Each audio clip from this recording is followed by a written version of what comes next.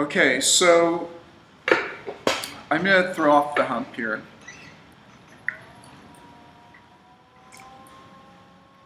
So apply pressure just in the top, just like with any throwing that you do.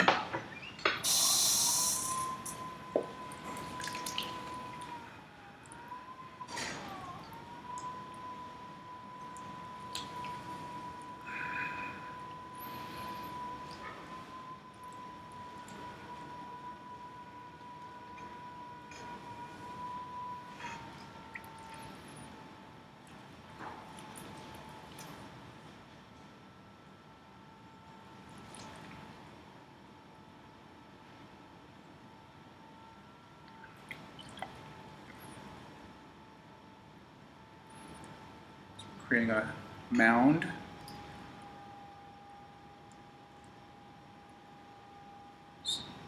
Just gonna cone the top, cone it, bring it down, cone it, bring it down.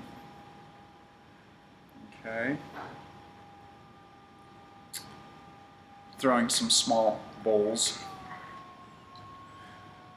Okay, so I am setting the depth. All right. And then opening the floor out.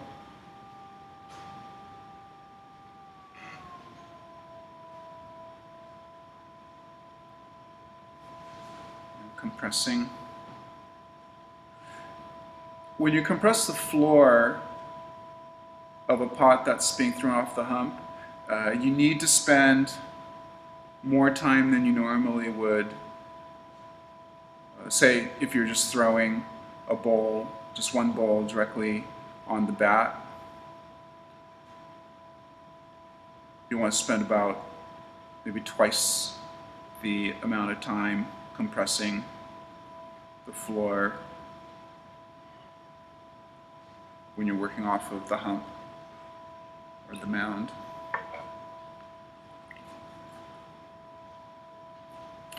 Alright, and this is when it's easier for me to feel the difference in height from my hand that's touching the floor to my other hand that's below the floor.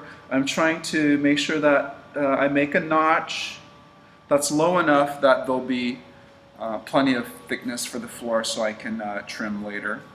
You don't want to slice right through. Okay, so now I can pull.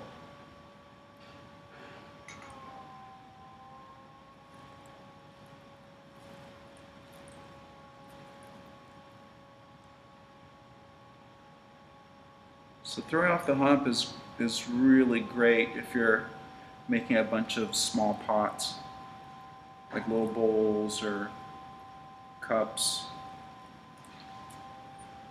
saucers.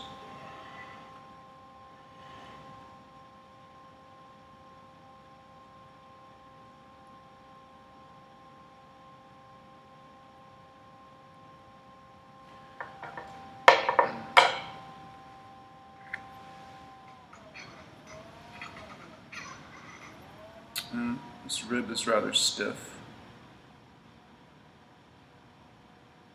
The blue ones are supposed to be pretty soft, but I think this is just a real old rib. Yeah, well.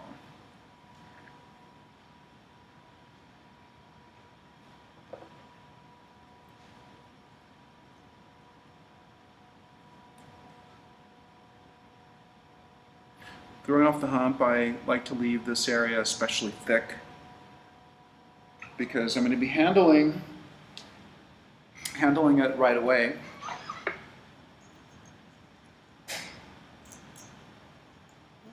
Let's see. All right. Put the wire right at that seam or that crease and then draw it through. I have my little wear board here, and I'm picking up this way because it seems as though I'm able to get a lot more of my hand, this part of my hand, in contact with this pot, which will create less distortion. Okay, set it down. Okay, so that's throwing off the hump.